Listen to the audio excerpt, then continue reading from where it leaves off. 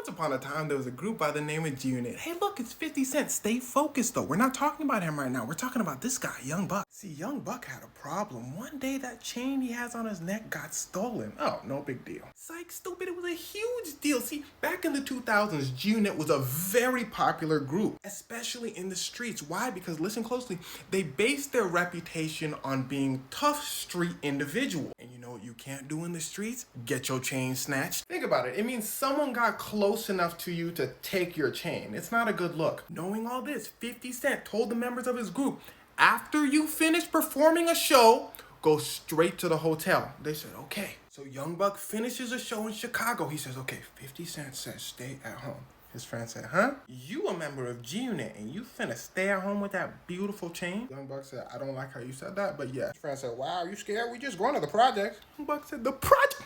Leave my presence. His friend said, but he spins the block. He comes back, but this time Young Buck is asleep, and this time he takes his chain. So his friend, his name is DT, by the way, goes over to the project. He like, man, this ain't so bad. He goes over to this party, and listen closely. There's a bouncer at the door.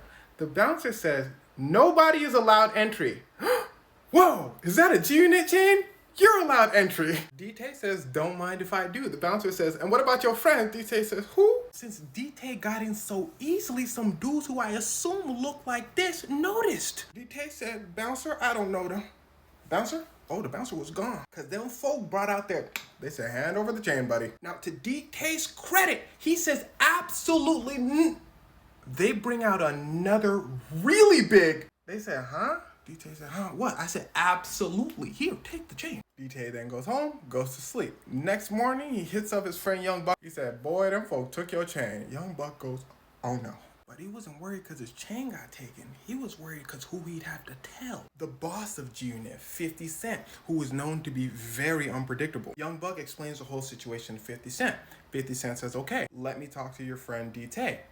Gives him the phone. DT says, 50 Cent? 50 Cent says, this is he. I just wanted to say I'm glad you're okay and I'm glad nothing happened to you. Give the phone back to Young Buck. DT gives the phone back. Young Buck says, you're a great guy. 50 says, shut up. Your friend is off the tour and I bet not hear anyone from G-Unit speaking to that man. Young Buck says, DT, you off the tour. What else? 50 Cent says, get the chain back before anyone finds out it was taken. And too late, because the people who took the chain start doing interviews. They go into detail about how they took the chain. How you think I know how they took the chain? Young Buck said, oh, he makes some phone calls. He said, hey, how do I get the chain back? They said, the guys in the video want a few $1,000s. He said, okay, they can have it. I said, oh, that was easy. Now they want a few thousand more. Young Buck hangs up. He said, oh, they scamming me. Oh, and they were scamming him. In fact, they were trying to sell the chain to the highest bidder. Things got so messy that the biggest kingpins in Chicago got involved, including the Flores twins, El Chapo's biggest distributors in the United States. They were offered the chain,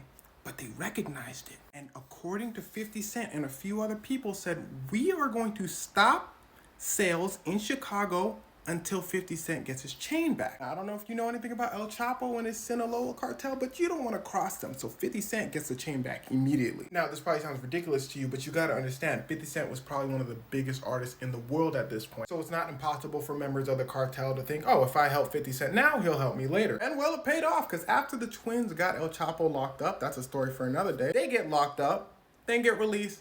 50 Cent helps him produce a podcast. Anyway, what were we talking about? Don't wear fake chains to the projects.